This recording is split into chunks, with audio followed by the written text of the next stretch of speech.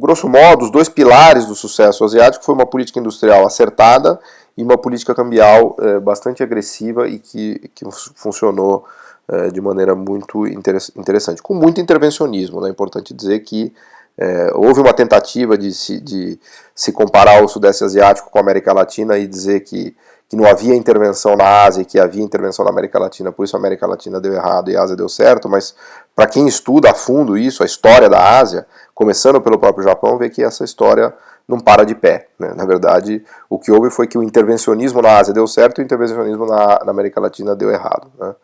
E todos esses textos que eu deixei aqui como referência mostram isso de maneira bastante clara, né? E mais do que tudo, a Ásia conseguiu, que é o título da aula, né? A Ásia conseguiu esse avanço manufatureiro, né? Esse salto de complexidade asiático, na verdade, é um salto de excelência manufatureira, né? Os asiáticos conseguiram criar o terceiro polo manufatureiro mundial de excelência.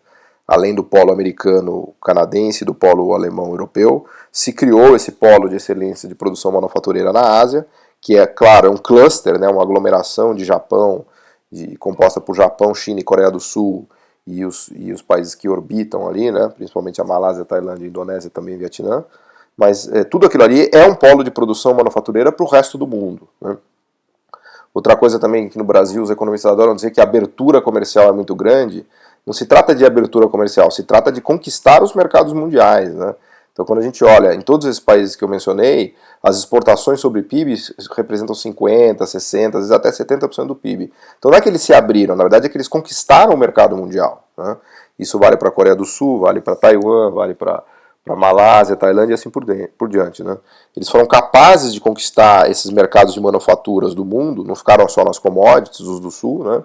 Foram capazes de construir um sistema produtivo de excelência em manufaturas e conquistar os mercados mundiais, né? Algo que o Brasil conseguiu um pouquinho até o final dos 70 e início dos 80, a Argentina também, mas depois descambou, né? Depois a América Latina conseguiu só exportar commodities para o resto do mundo. Vou falar disso falo disso na aula de América Latina, mas quando você bate o olho e vê que esses países têm 60%, 70% do PIB exportado, é importante lembrar que eles têm manufaturas produzidas e exportadas para esses países, para o resto do mundo, né?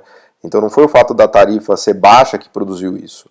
Foram todas essas políticas que eu estava mencionando aqui, tanto a cambial quanto a industrial, e todas essas estratégias que deram certo na Ásia e que não deram certo na América Latina. Tá bom? Então, esse tema de Sudeste Asiático é muito legal, eu adoro esse tema, estudei muito no meu doutorado, realmente é um dos temas que mais me fascina nessa discussão de desenvolvimento econômico, porque o Sudeste Asiático é uma região que deu certo. Se o Brasil deu errado, e minha visão é que o Brasil deu errado, o Sudeste Asiático deu certo, né? Então vale a pena mergulhar nisso, né? A gente, enfim, eu não quero que essa aula fique longa demais, mas eu deixo todas as referências aqui para quem quiser se aprofundar ou debater e conversar comigo mais sobre esse assunto. Vale a pena mergulhar na história do Japão, da Coreia do Sul, da China, isso a gente já vai fazer na aula de China com mais calma, né? Porque são histórias de sucesso muito importantes, muito interessantes e trazem lições muito relevantes para o Brasil, para a gente entender o que eles fizeram que deu certo e o que a gente fez que deu errado, né?